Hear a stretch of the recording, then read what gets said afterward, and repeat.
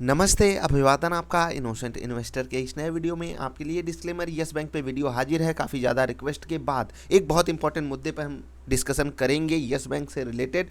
Yes bank में पिछले महीने यानी कि मार्च महीने में भयंकर खरीदारी की गई है म्यूचुअल फंड्स के द्वारा। म्यूचुअल फंड्स बहुत ही वेल मैनेज्ड तरीके से स्टॉक्स खरीदते हैं और आपको पता है कि उनको जो लोग हैंडल करते हैं वो बहुत ही पढ़े लिखे, सुशिक्षित, गुणवान, बहुत ही बेहतरीन लोग होते हैं। मैं उनकी अक्सर तारीफ़ करता रहता हूं। आई होप आप इससे पहले वाली वीडियो देखे होंगे हमारी म्यूचुअल फंड के ऊपर, तो उन सभी का गुणगान हम आगे करेंगे आने वाले समय में। लेकिन अभी जो बात है वो पॉजिटिव साइड है या नेगेटिव साइड है उसको हम मुद्दा बनाते हैं। सबसे पहली चीज़, आप जाकर आर्टिकल पढ़ सकते हो, अलग अलग वेबसाइट्स पर है, चेक कीजिए कि पिछले महीने में यस बैंक ही नहीं, इसके अलावा एसबीआई कार्ड में भी बम्पर खरीदारी हुई है। लार्ज कैप स्टॉक्स की बात कर रहा हूं मैं, यस बैंक भी एक लार्ज कैप स्टॉक है, आपको पता है। यस बैंक में भयंकर खरीदारी, एसबीआई कार्ड में भयंकर खरीदारी और हैवेल्स इंडिया लिमिटेड में भयंकर खरीदारी। आपको बता दूं, डिस्क्लेमर दे दूं कि एसबीआई कार्ड हमारे पोर्टफोलियो का हिस्सा हो सकता है, हैवेल्स इंडिया हमारे पोर्टफोलियो का हिस्सा हो सकता है।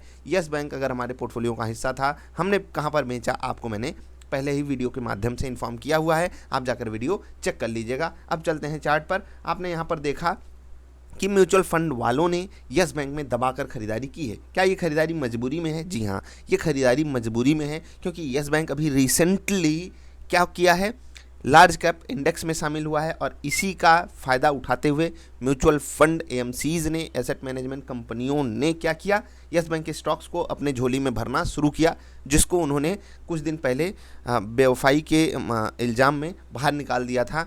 यस बैंक एक हीरा शेयर था और वो बेवफाई का इल्ज़ाम उसके ऊपर लगाया गया और इनको बाहर निकाल दिया गया था। ये तो हो गई मजाक की बात। खैर, यहाँ पर आपको यस बैंक में क्या करना चाहिए वो भी मैं समझा देता हूँ। और ये जो बम्पर खरीदारी है ये मजबूरी है, आपको याद रखना है। और वो लोग जहाँ पर खरीदेंगे, जहाँ पर बेचेंगे, उनकी मतलब चीज़ आप बिल्कुल एग्जैक्टली ट्रैक नहीं कर सकते। आपके सामने डेटा आ गया ना कि मार्च महीने में उन्होंने खरीदारी की। अब मार्च की शुरुआत यहाँ से होती है, ठीक है, यहाँ से होती है। अब यहाँ से देखिए पूरे महीने यस बैंक लगातार गिरता रहा और लगातार उनकी खरीदारी हुई होगी। तो आप सोचिए कि वो गिरते हुए यस बैंक को खरीद रहे हैं, वो रोज़ 1 करोड़ 2 करोड़ शेयर खरीद सकते हैं। अब घबराइएगा नहीं, क्योंकि यस बैंक के 2,500 करोड़ शेयर्स हैं बाजार में, तो टेंशन लेने की आपको ज़रूरत नहीं है। एसेट मैनेजमेंट कंपनियां आराम से शेयर्स खरीद सकती हैं और लगातार स्टॉक में गिरावट रही थी तो वो लगातार खरीदे होंगे। उसके बाद बढ़िया मोमेंटम भी आया, हो सकता है यहाँ पर प्रॉफिट बुकिंग भी हुई हो।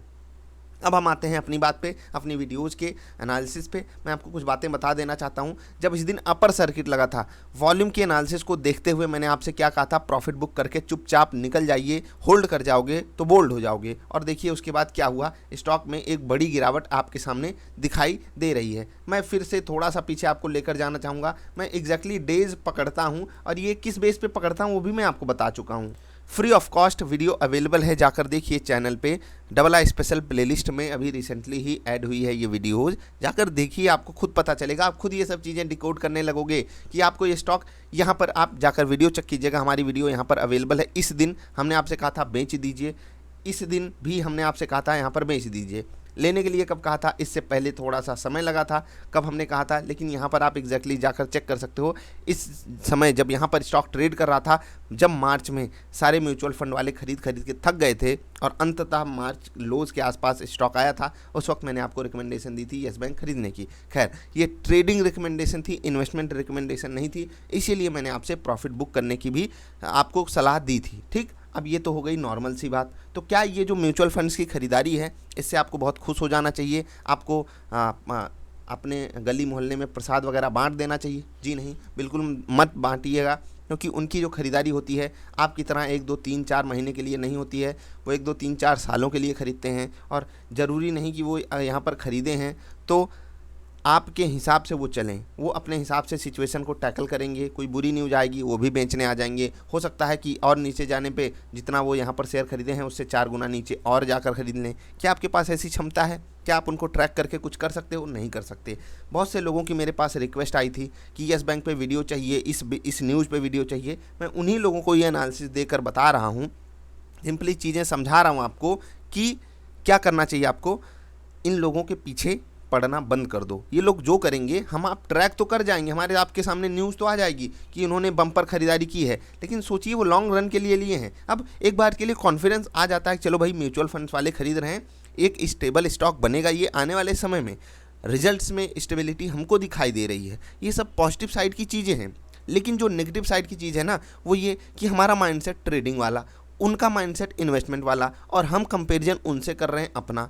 तो कहाँ से बात बनेगी, कहाँ से शादी तय होगी, कहाँ से शादी होगी, और हो भी गई तो क्या होगा आपको पता है, तलाक हो जाएगा, फिर 3 बार तलाक तलाक तलाक, काम कबाड़ कबाड़ कबाड़ हो जाएगा, काम ख़त्म। तो ऐसा करने से खुद को रोकिए, समझदारी दिखाइए, आगे बढ़कर सिचुएशन को संभालना सीखिए। कैसे, मैं बार बार एक ही चीज़ रिकमेंड करूंगा, जाकर सीखिए चीज़ों को। ये सीखना कोई रिकमेंडेशन मेरी तरफ से नहीं है। कोई भी बंदा होगा जो सच में, मतलब चाहे मैं अपनी मदद, आप कहो तो मैं अपनी मदद कर रहा हूँ, और अपनी मदद इसलिए क्योंकि मुझे ऐसे सवालों के जवाब नहीं देने पड़ेंगे ना। अगर आप सीख लोगे, आपको खुद पता चल जाएगा, आप खुद डिकोड करोगे भाई।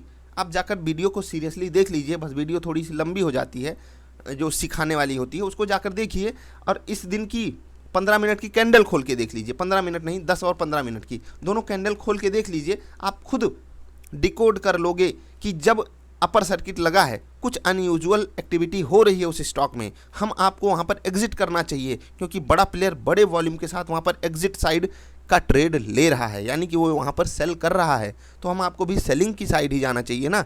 मैंने आपसे क्या बताया था, रेजिस्टेंस से ऊपर नहीं जा पाएगा। और उसके बाद देखिए, अब 17 रुपये से कोई स्टॉक वापस 14.5 रुपये पे अगर मिल रहा है तो ये एक बड़ा डाउनफॉल है। 1.5 रुपये एक 20 रुपये के स्टॉक के लिए कितनी बड़ी वैल्यू है, आपको आज नहीं पता चलेगी बात, लेकिन जब आप ये समझ जाओगे 10% 12% की वैल्यू क्या होती है और रियल वैल्यू उसकी क्या होती है, लॉन्ग रन में इसकी वैल्यू क्या होती है, तब आपको पता चलेगा हाँ ये 10-12% बहुत बड़ा रोल प्ले करते हैं लॉन्ग रन में। इन्हीं को तो बचाना है आपको। ये 10-12% आप कमा पाओ ना कमा पाओ, लेकिन अगर आप 10-12% लॉस में जाने से अपने आप को बचा ले रहे हो, वो इस बाज़ार की बेस्ट चीज़ है। ये बाज़ार तो आपको देने के लिए हमेशा खड़ी है।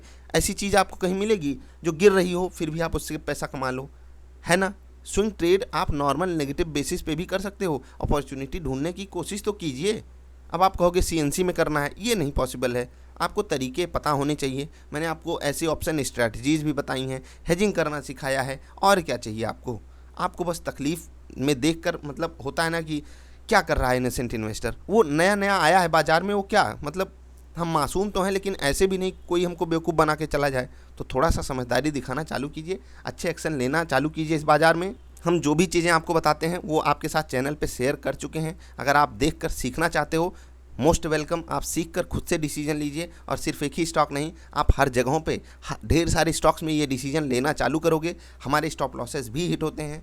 बहुत ज़्यादा चांसेस थे कि यस बैंक इसको तोड़कर हमको गलत साबित कर देता, लेकिन हमने अपने डिसीजन पे, हमने जो हमारी रणनीति, हमारा जो सेटअप है, हमने उस पर ये ऑर्डर एग्जीक्यूट करने की बात कही थी। हम गलत नहीं होते, हमारा सेटअप गलत होता। और क्योंकि हमारा सेटअप गलत होता है, मैं किस बेस पे कह रहा हूँ, हमारे जो सेटअप की एक्यूरेसी है 75 से 80% है, 20% टाइम वो गलत होता है, तो हम उसी कैटेगरी में उसको डाल देते। ये चीज़ आपको ध्यान रखनी है। आप एक सेटअप बनाइए, उसकी एक्यूरेसी 50%, 60%, 70% कुछ तो होगी, उस पर आप बिलीव करना चालू कीजिए, उस पर आप ट्रेड करना चालू कीजिए, तब आप प्रॉफिट में आओगे ही आओगे। आई होप आपको मैं सही चीज़ समझा पाया हूँगा, सही चीज़ का मैसेज आप तक पहुँचा होगा। तो जिन लोगों का ये सवाल था कि म्यूचुअल फंड वाले यस बैंक को खरीदे हैं, अब हमारी बारी है क्या, तो बिल्कुल आप खरीद सकते हो, लेकिन आपको माइंडसेट उन्हीं की तरह रखना पड़ेगा, इन्वेस्टिंग वाला। समय देना पड़ेगा इस स्टॉक को। चीज़ें बदल रही हैं स्टॉक के लिए। ये जो फाइन वगैरह लगा था उसके ऊपर भी वीडियो रिक्वेस्ट थी, तो कोशिश करूँगा अगर आप लोगों की रिक्वेस्ट फिर से आती है उस पर तो मैं बना दूँ। वो बहुत बड़ा मुद्दा खैर था नहीं, आप उसको अवॉइड भी कर सकते हो, लेकिन अगर आपका इन्वेस्टिंग माइंडसेट है तभी आप, ये लेवल ठीक है, ऊपर से ठीक ठाक गिरावट हो चुकी है खरीदारी करने के लिए, लेकिन क्या बाज़ार के माहौल के साथ ठीक है, वो आप डिसाइड करोगे। और मैंने इससे पहले वाली वीडियो में ढेर सारी चीज़ें समझाई हैं, रिपीट नहीं करेंगे। अभी के लिए आपसे अलविदा लेंगे। आई होप आपको बातें समझ में आई होंगी। आई हैं तो वीडियो लाइक कर देना। हम मिलेंगे फिर से ढेर सारी अच्छी वाली वीडियोज़ में। तब तक के लिए नमस्कार।